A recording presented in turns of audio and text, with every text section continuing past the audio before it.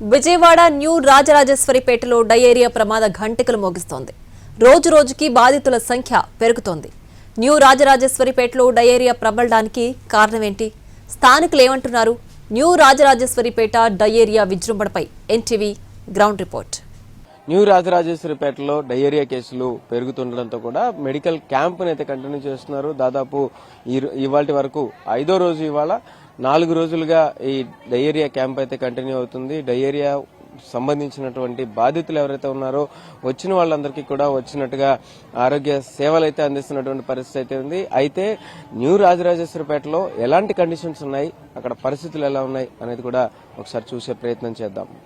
మనం చూస్తున్నది విజయవాడలోని న్యూ రాజరాజేశ్వరిపేట. డయేరియా కేసులతో అల్లాడిపోతున్న ఏరియా. ఎటు చూసినా చెత్తా చెదారం, అపరిశుభ్రత, ఏమాత్రం స్వచ్ఛత కనిపించని ప్రదేశాలు, పూడుకుపోయిన కాలువలు, కలుషితమైన తాగునీరు. ఇలాంటి పరిస్థితుల్లో ఉన్న రాజరాజేశ్వరిపేటలో డయేరియా విజృంభించి కుటుంబాలు మంచాన పడ్డాయి. మురుగునీరు పారదు, పందికొక్కుల స్వైర విహారం, నీళ్లైతే మరీ దారుణం. దీంతో ఈ ఏరియాలో డయేరియా డేంజర్ బెల్స్ మోగించింది. 18 మంది డయేరియా బారిన పడడంతో ఆ ప్రాంతంలోకి అన్ని శాఖల అధికారులు తరలివచ్చారు. అసలు ఇంతమంది మున్సిపల్ వర్కర్లు ఉంటారా అని ఆ ప్రాంత ప్రజలు ఆశ్చర్యపోతున్నారు. అయినా మున్సిపల్ వర్కర్లు పూర్తి స్థాయిలో పనిచేయడం లేదు. దాని ఫలితమే డయేరియా. మనం ఇప్పుడు రాజరాజేశ్వరిపేటలోని ఒక కాలనీలోకి వచ్చాము. అక్కడ పరిస్థితులు కనుక చూస్తే కనుక కాలువలు తీస్తున్నారు, అయితే కనుక సరిగ్గా రావట్లేదు, కాలువలు తీస్తూ కూడా ప్రాపర్ గా తీయట్లేదు అని చెప్పేసి చెప్తున్నారు. ఇంకొకటి కాలువల్లో స్టిల్ట్ ఇంకా అక్కడ ఎలా ఉన్నదో అలాగే ఉంది, చాలా క్లియర్ గా కనిపిస్తుంది. కాలువల్లో ఉన్న చెత్త అంతా అలాగే కనిపిస్తుంది. అయితే మరి రోజు వచ్చి పారిశుధ్యం చేస్తున్నాము అని చెప్పేసి చెప్తున్నారు. పారిశుధ్యం ఏ మాత్రం చేస్తున్నారు అనేది కూడా అధికారులు అయితే కూడా కొంత గమనించాల్సిన పరిస్థితులే ఉంటాయి. అయితే ఇక్కడ ఒక మామగారు ఆవిడతో మాట్లాడదాం. అమ్మా చెప్పండి, ఎలాంటి పరిస్థితులు ఉన్నాయి? తర్వాత ఏమైనా పారిశుధ్యం పట్టించుకుంటున్నారా? కాలువలు తీయరు, అడిగితే పార పట్టలేదు అంటారు, వాళ్ళ ఇష్టంగా వెళ్ళిపోతారు. మంచినీళ్ళు బాగలేదు, ఇవాళ కొంచెం తెల్లగా వచ్చింది. మరి పరిస్థితులు అంటే అందరూ ఇదైపోయారు కదా, సగం మంది. మా మనవాళ్ళు కూడా ఊరు పంపించేసాను దడుచుకొని. ఏమండి సార్, ఈ సందు మొత్తం అవే వాంతులు విరోచనాలతో బాధపడుతున్నాం. నిన్న వచ్చే సార్లు వస్తే చెప్పాము, ఇవాళ వచ్చినాయి నీళ్లు. లేకపోతే పోలీస్ స్టేషన్ సందు దగ్గర ఇటు పక్క పెద్ద రోడ్లో పెడుతున్నారు. నిన్నటి వరకు బయట తెచ్చుకోవటం మేము నీళ్లు, ఇవాళ వచ్చినాయి. ఎలా ఉంది నీళ్లు? ఎలా ఉన్నాయి? బాగానే ఉన్నాయి. ఇప్పుడు బాగుంది, బాగానే ఉన్నాయి. టిన్నులు తీసుకుని ఇస్తున్నారండి. ఇంత ముందు అయితే మరి ఆ నీళ్ళే కాసుకుని తాగండి అని చెప్పారు అనౌన్స్మెంట్ లో. ఏం పర్లేదు, మీకేం అవ్వదు, మీరు ఆ కాసుకుని తాగండి, చల్లన్నాక తాగండి అన్నారు. ఒకసారి ఒకరికి ఇస్తే తాగారు, తాగలేక పక్కన పెట్టేశారు గ్లాసు, కాసిన వాటరే పక్కన పెట్టేసారు. మీరు ఇప్పుడు మీరు తాగమాకండి, మీకు టిన్నులు పంపిస్తాం మేము, మీరు అయ్యే పట్టుకుని తాగండి అన్నారు. మళ్ళీ ఇవి కూడా కాచుకుని తాగమంటున్నారు, టిన్నులు కూడా కాచుకుని తాగమంటున్నారు. మరి ఎలాగండి? ఇంటింటికి సురక్షిత మంచినీరు ఇస్తున్నామని అధికారులు చెబుతున్నారు. ఒక ట్రాక్టర్లో మొత్తం వాటర్ క్యాన్లు వేసుకుని జనాలకు ఇస్తున్నామంటున్నారు. అయితే వాటర్ క్యాన్లు అందరికీ అందడం లేదు, కొందరికి అందినా సరిపోవడం లేదు. ఎన్టీవీ టీంకు ఆ పక్కనే దారుణమైన దృశ్యాలు కనిపించాయి. మంచినీటి కుళాయి, మున్సిపల్ పైప్లైన్ కూడా మురికిలో ఉన్నాయి. వాటి నుంచే నీళ్లొస్తాయట. ఒకవేళ ఆపుదామన్నా ఆగకుండా ధారగా కారుతూ మురికితో కలిసిపోతున్నాయి. పట్టించుకోండి మహాప్రభో అని వేడుకుంటున్నా పట్టించుకున్న నాథుల్లేరని స్థానిక మహిళలు నిట్టూరుస్తున్నారు. మనం ఒక రాజరాజేశ్వరిపేటలో ఉన్న ఒక ప్లేస్ కి అయితే వచ్చాము. ఆ కాలనీలో కూడా పూర్తిగా మనం ఇక్కడ పరిస్థితి చూడొచ్చు. మొత్తం అంతా మురికి పట్టిపోయి దారుణమైన పరిస్థితుల్లో ఆ మధ్యలో మనకి వాటర్ ట్యాప్ కనిపిస్తుంది. ఇలాంటి పరిస్థితుల్లో కనుక వాటర్ ట్యాప్లు ఉంటే ఎలా నీళ్లు పట్టుకోగలుగుతారు? ఇక్కడ ఉండే కండిషన్స్ అయితే మనకి చాలా క్లియర్ గా కనిపిస్తున్నాయి. అమ్మ, అక్కడ ట్యాప్ అలా పరిస్థితిలో ఉంది. ఎలా అంటే ఇలాంటి పరిస్థితుల్లో నీళ్లు పట్టుకోవడం కుదురుతుందా? కుదరట్లేదు సార్. అంత రోతగా ఉంటే మేము ఎలా తాగుతాం? ఈ తాగటం వల్లనే మాకు ఈ రోగాలు, నొప్పులు. అంటే ఎలా చేస్తున్నారు మరి? ఎలాంటి పరిస్థితి ఎలా చేయగలుగుతున్నారు? ఇక్కడ ఎలా నీళ్లు తాగలుగుతున్నారు? అందరికీ ట్యాప్లు ఉన్నాయి, ఇంట్లో అందరు పట్టుకుంటున్నారు. ఇక్కడ వేస్ట్ అవుతున్నాయి సగం. కాకపోతే ఉండొచ్చు, అది ట్యాప్ కి క్యాప్లు లేవు సరిగ్గా. డైరా పురుగులు పైకి వచ్చి అయ్యి ఇళ్లలోకి వచ్చి జ్వరాలు, మలేరియా జ్వరాలు, టింగు జ్వరాలు, విరేచనాలు, వాంతులు అయిపోతున్నాయి. అట్లాగుంటే ఎట్లాగండి? చూడండి, మలాయి కూడా పైకి వస్తుంది. ఆ మలాయి రాబట్టే కదా డ్రైనేజ్ విరేచనాలు, వాంతులు అవుతున్నాయి. కంట్రోల్ చేస్తే మంచిదండి, మాకు చాలా మేలు అవుతారు. కాలువలో పురుగులు పైకి వస్తున్నాయి, మా డ్రమ్ముల్లోకి ఎక్కుతున్నాయి ఈ కాలువలో పురుగులు.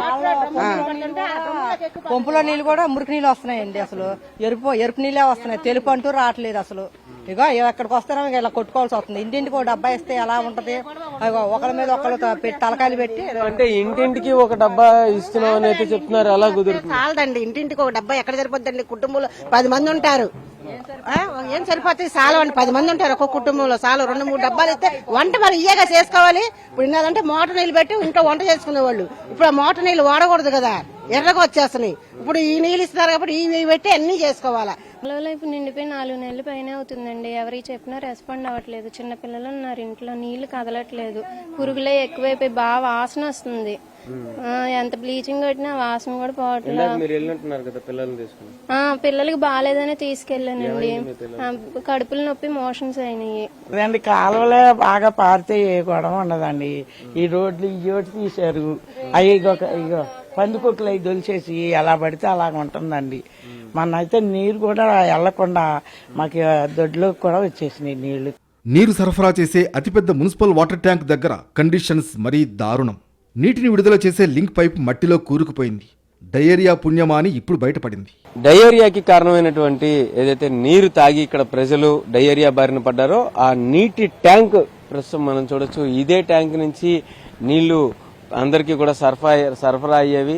ఒక్కసారిగా ఎప్పుడైతే మరణాలని అలాగే దీనికి సంబంధించి ఇక్కడ ఉండేటటువంటి ప్రజలందరూ డయేరియా బారిన పడి ఆసుపత్రి పాలవుతున్నారని ఒక్కసారిగా 18 మంది ప్రభుత్వ ఆసుపత్రిలో చేరడం, ఇది ఒక పెద్ద విపత్తులా కూడా సంభవించడం కూడా జరిగేటప్పటికీ ఒక్కసారిగా మొత్తం అధికార యంత్రాంగం అంతా కూడా ఇక్కడికే వచ్చి చేరుకుని ఇక్కడ పరిస్థితులన్నీ కూడా సరిదిద్దడానికి అయితే ప్రయత్నాలు చేస్తుంది. అయితే ఇక్కడ చూస్తే కనుక ఖచ్చితంగా ఇప్పటిదాకా నీళ్లలో ఎంత దారుణమైన పరిస్థితుల్లో ఉన్నవి కూడా ఇక్కడ వాలు కనిపిస్తుంది మనకి. ఆ వాలు కూడా ఇదే పరిస్థితుల్లో ఉంది. ఆ వాలు మొత్తం అంతా కూడా మట్టితో కప్పుబడిపోయిన పరిస్థితి.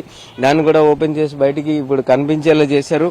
అలాగే ఏవైతే పైపులు ఉన్నాయో ఆ పైపులు కూడా మనం ఇక్కడ చెక్ చేయొచ్చు. లోపల మట్టి లోపల అడుగున అంటే అండర్ పైపులు అవి అని చెప్తారు వీళ్ళు. కాకపోతే ఈ పైపులకు సంబంధించి పైపు వెళ్లి అక్కడ కలుస్తుంది. అక్కడ మనం ఏదైతే చూస్తున్నామో అక్కడ కలుస్తుంది అనమాట. దాని దగ్గరికి వెళ్ళిన తర్వాత అక్కడ దానికి ఇక్కడ నుంచి వాటర్ ని ట్రాన్స్మిట్ చేస్తారు. ఇక్కడ నుంచి ఇక్కడ ట్రాన్స్మిట్ చేసి దీనిని పైప్ లైన్లకి పంపించడం అయితే జరుగుతుంది. అయితే ఇక్కడ పరిస్థితి మనం గమనించవచ్చు. ఈ పైప్ లైన్లు వాటర్ ట్రాన్స్మిషన్ జరగాల్సిన ప్రదేశం మొత్తం అంతా కూడా చూస్తే చాలా దారుణంగా దుస్థితి. ఈ దుస్థితి మాత్రం ఎక్కడా ఉండకూడదు. మొత్తం అంతా కూడా చెత్త పట్టిపోయి ఆ చెత్త అంతా ఇప్పుడు ఆ పేరుకుపోయిన చెత్త అంతా తీసి ఆ పక్కకి వేస్తే ఆ చెత్త అంతా మనం ఖచ్చితంగా గమనించవచ్చు. ఇంత దారుణమైన పరిస్థితిని ఇప్పుడు ఇంత ఒక పెద్ద విపత్తు వచ్చిన తర్వాత ఇప్పుడు ఇదంతా క్లీనింగ్ కి నోచుకున్నటువంటి పరిస్థితి. ఇప్పటిదాకా కూడా దీన్ని పట్టించుకున్న నాదులు లేడు. దీని ఈ రోజు అంటే ఇంత పెద్ద విపత్తు వచ్చి ప్రజలందరూ కూడా కష్టాలు పాలైన తర్వాత ఇక్కడ దాదాపు 350-400 మంది డయేరియా బారిన పడి ఆసుపత్రి పాలైన తర్వాత ఇప్పుడు మొత్తం అందరూ కూడా అంతా అధికార యంత్రాంగం అంతా కళ్ళు తెరుచుకుని ఇక్కడికి వచ్చి పనిచేస్తున్నారని అయితే అర్థమవుతుంది. ఇంత దారుణమైన దుర్భర పరిస్థితుల్లో న్యూ రాజరాజేశ్వరిపేట ప్రజలు బతుకుతుంటే హడావుడిగా మున్సిపల్ కార్మికులు తరలి వచ్చారు. మెడికల్ సర్వే టీంలు బయలుదేరాయి. వీరంతా మెయిన్ రోడ్లలో తిష్టవేశారు. వీధుల్లోకి రావడం లేదని స్థానికులు అంటున్నారు. ఇంటింటికి అయితే మాత్రం వైద్య సర్వే అయితే జరుగుతుంది. అక్కడ ఎలాంటి పరిస్థితులు ఉన్నాయి ఏంటనేది కూడా సర్వే చేస్తూ తెలుసుకుంటున్నారు. వాళ్ళు ప్రస్తుతం సర్వే చేసే టీం ఇక్కడ మనతో పాటే ఉన్నారు. అమ్మా చెప్పండి, ఏం వివరాలు తీసుకుంటారు? ఇంటి దగ్గరికి వెళ్ళి సిటిజన్ పేరు తీసుకుంటామండి. తీసుకుని వాళ్ళకి డయేరియా కేసెస్ ఏమైనా ఉన్నాయా, ఆల్రెడీ DGH లో అడ్మిట్ అయితే ఒకవేళ డిశ్చార్జ్ అయ్యారా, లేకపోతే వాళ్ళ పరిస్థితి ఎలా ఉంది, ఇంకా ఇంట్లో ఎవరికైనా వచ్చిందా, వాళ్ళ పరిస్థితి ఎలా ఉంది, అలా డోర్ టు డోర్ చేస్తున్నాం.